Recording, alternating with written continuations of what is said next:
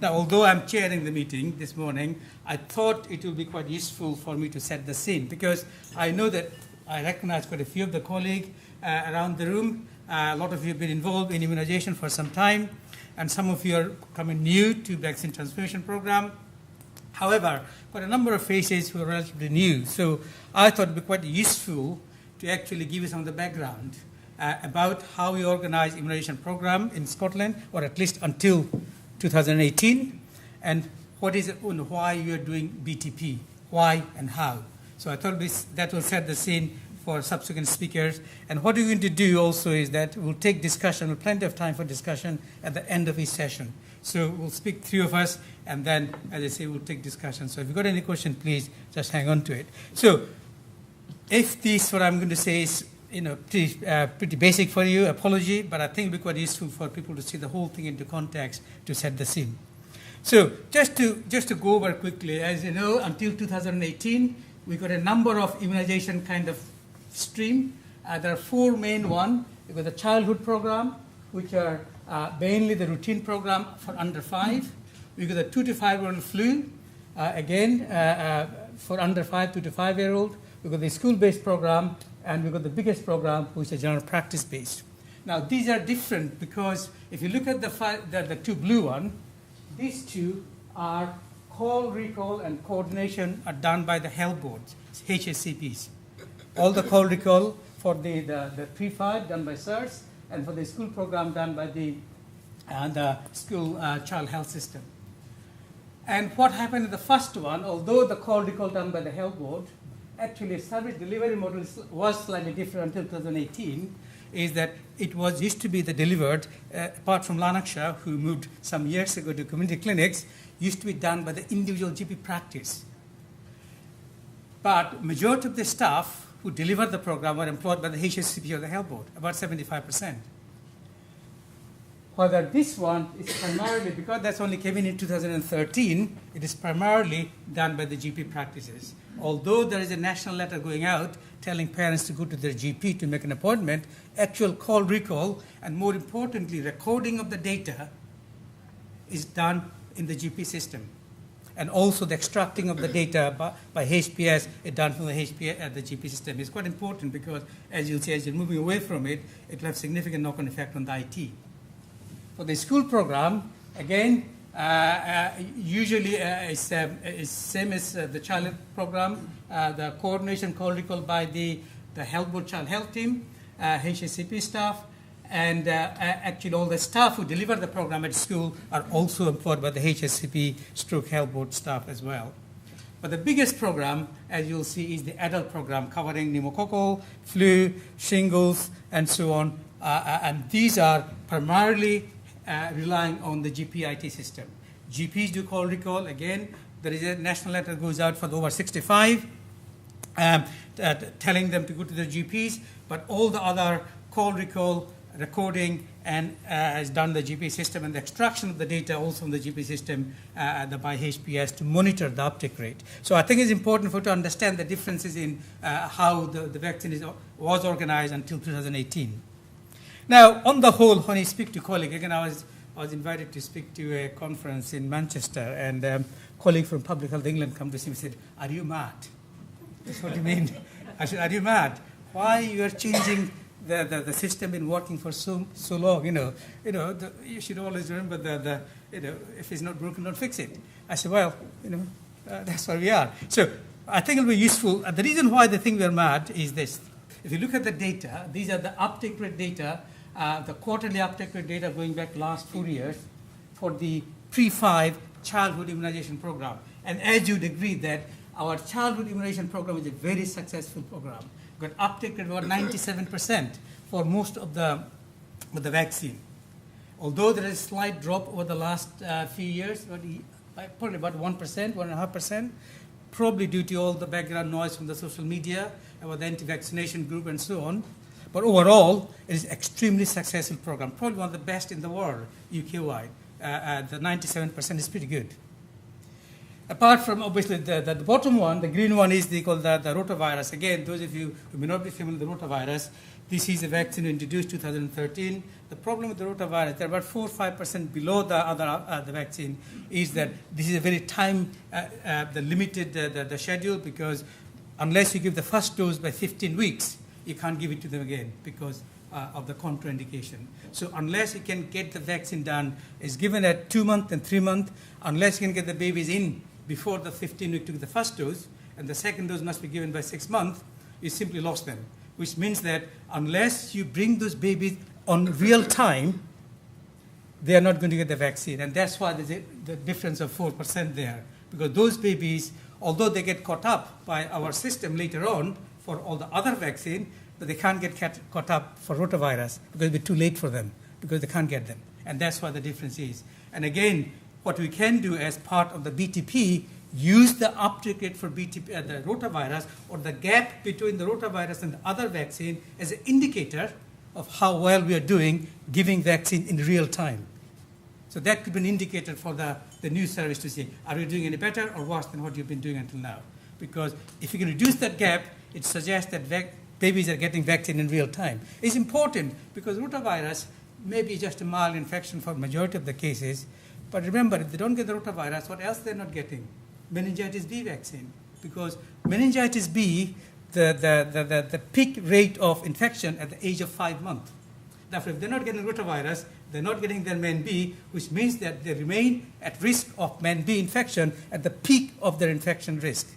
Therefore, it is critical that we reduce that gap and get babies in real time, not wait until they get caught up by opportunistic immunization.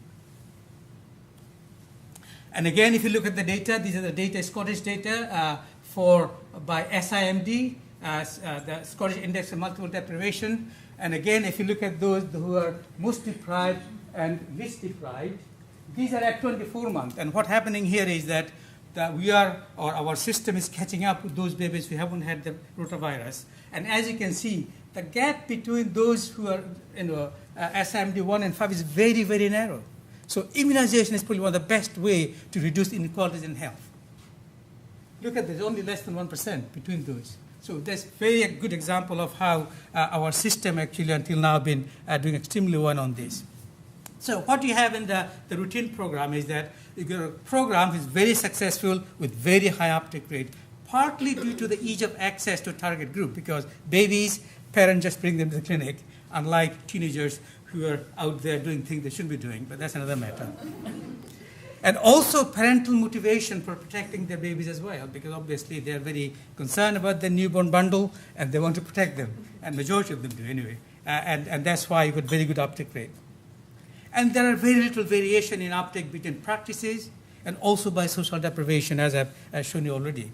And we got a very good standardized call recall coordinated by the locally by NHS board, but also nationally the national program IT system that we use. And there's an equity of access to vaccination service. So I think it's probably one of the best programs that we have on the immunization side. If you move on to the school program, again, these are the uptake by primary school for the flu, couple of years old. But again, the data will be very similar for this year. But again, as you can see, this shows by the health board.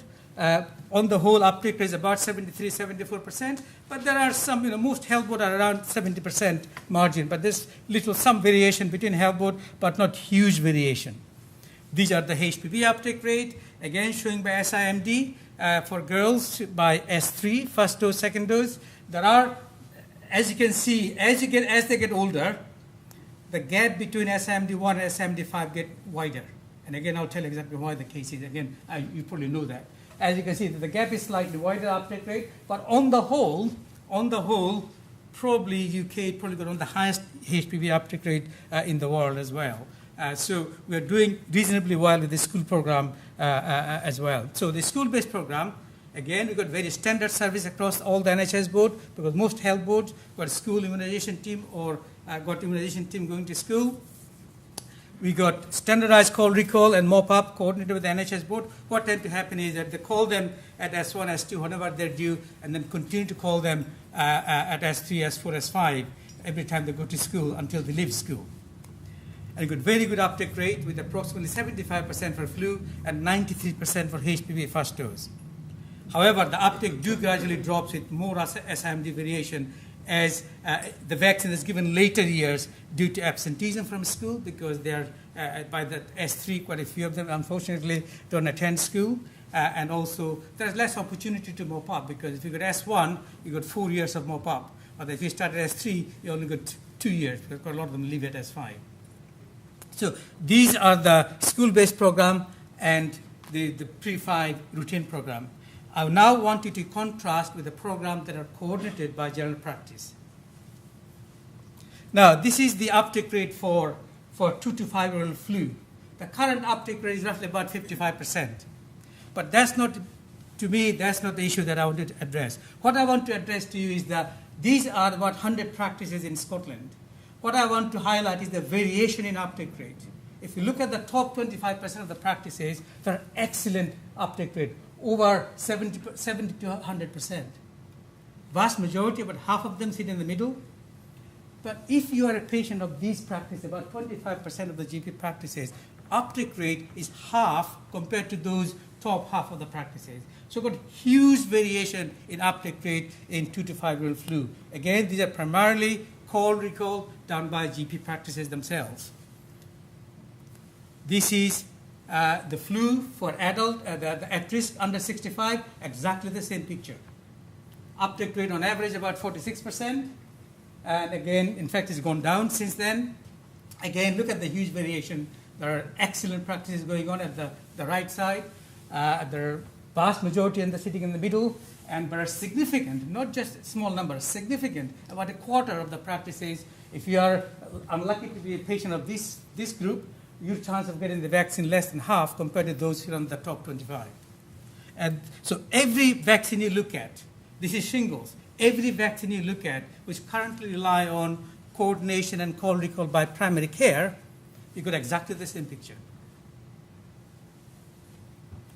Why is this? So, general practice, usually uptake usually poor. There is significant variation in approach in organizing clinics, including call recall by individual practices. There are huge variation in uptake rates between practices because the challenges of standardization. There are excellent practices going on in some of the practices. There's no doubt about that. But unfortunately, you've got a significant minority who are not doing this. So the challenges of standardization across the piece. There's inequitable access to vaccination service. And what happened was in England, a few years ago, they did a huge study inviting every GP practice in England. And there was very good uptake. Over 800 practices took part in the study. What they found was that, and they tried to understand what are the key factors which led to this variation in uptake rate and the poor uptake rate. What they found was that almost all the issues are practice specific. The uptake rate is not low in some of the practices because they come from the social deprived area, because we got example in Glasgow and Clyde and other health board where practices practicing from the same health center got uptake of 20% and 80%. So it's all to do with how the practices are organized year on year in calling, recalling, and inviting the patients. So most of the issues that affect uptake rate from the biggest study probably that ever done in the UK shows that most of the issues are practice specific, not patient specific. So what are the key challenges issue affecting general practice? Again, most of you are familiar with this. There have been significant increase in vaccine workload and complexity of schedule in recent years. Now, I said to Joy, I was going to use a slide which basically shows all the vaccine that we introduced in the UK since 1796, because that's when Edward Jenner demonstrated that by giving some material from cowpox, you can protect against smallpox.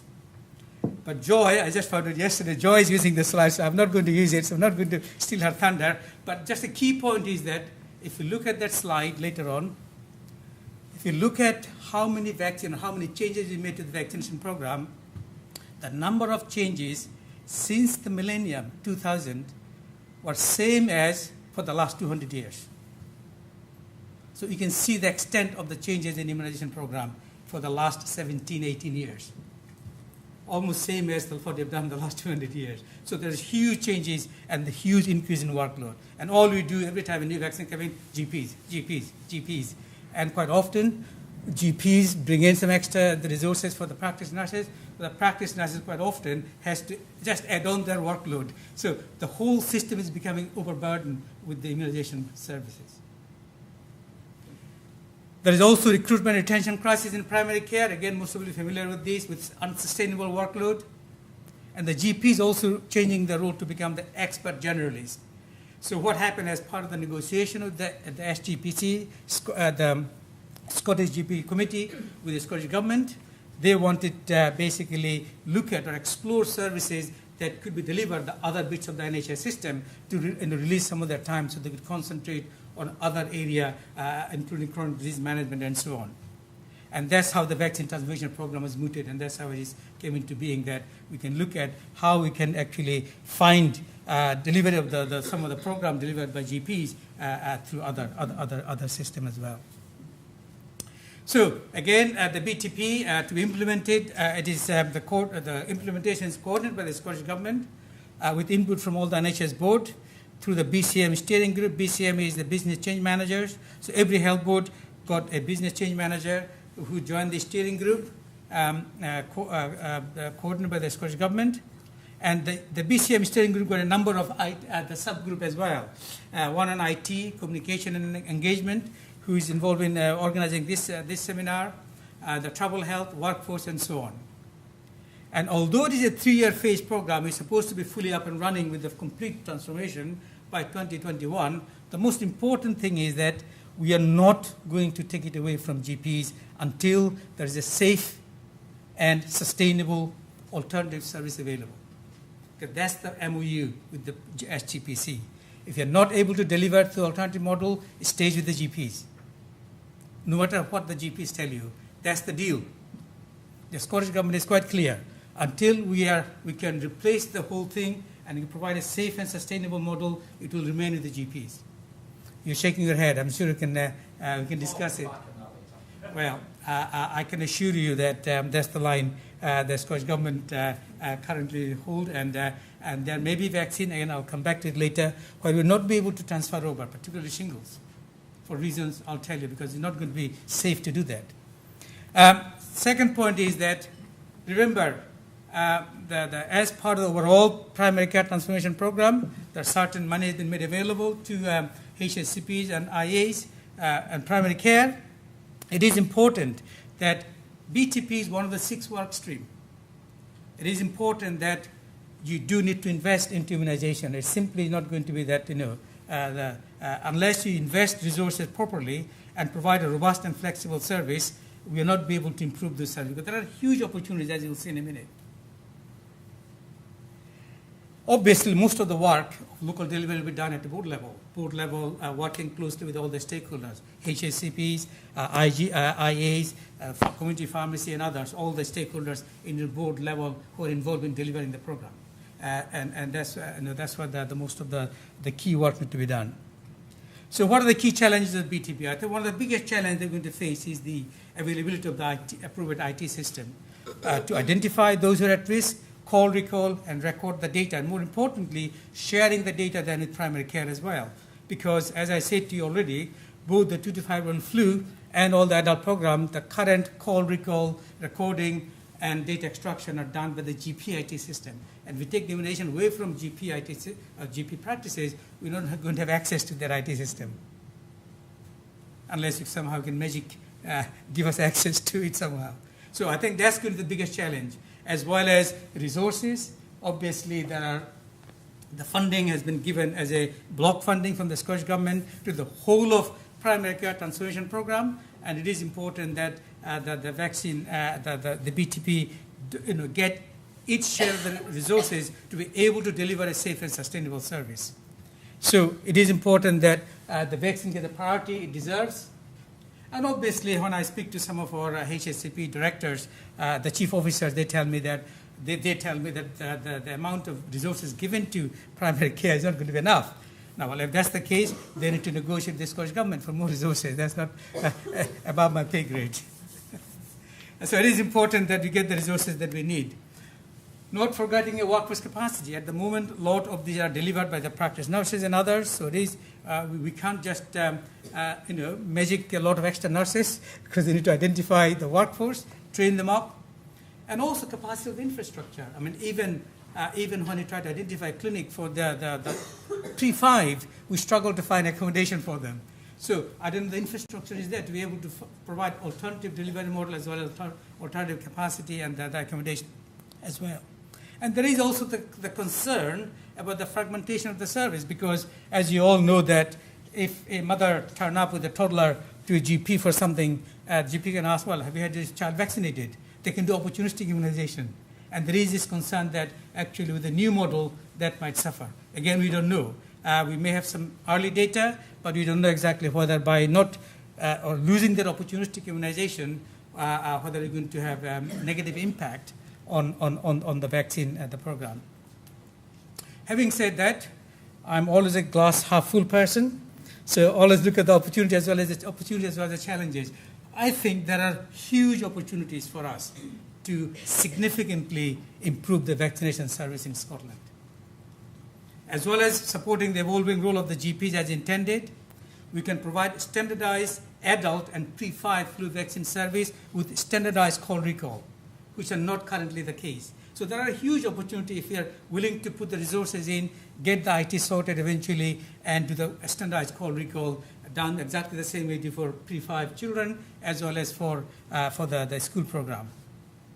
Working with the general practices, we can increase vaccine uptake and reduce those variation and improve patient safety. Surely, in the days of our CMO promoting realistic medicine, and one of the key things about realistic medicine is to reduce variation, it's not surely acceptable that some people got uptake over 20% practicing same side by side another practice about 80-90%.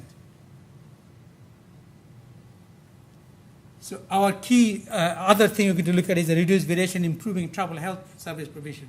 Again, I don't have time to go into the details, but the travel health provision is very patchy, depends on who you are, where you are, and this is the one service the GP practices wanted an alternative model as well, and there are some work going on nationally and as well as locally trying to find alternative delivery model to make sure that everybody in Scotland at least got some basic access to travel health service as well as more expert service as well.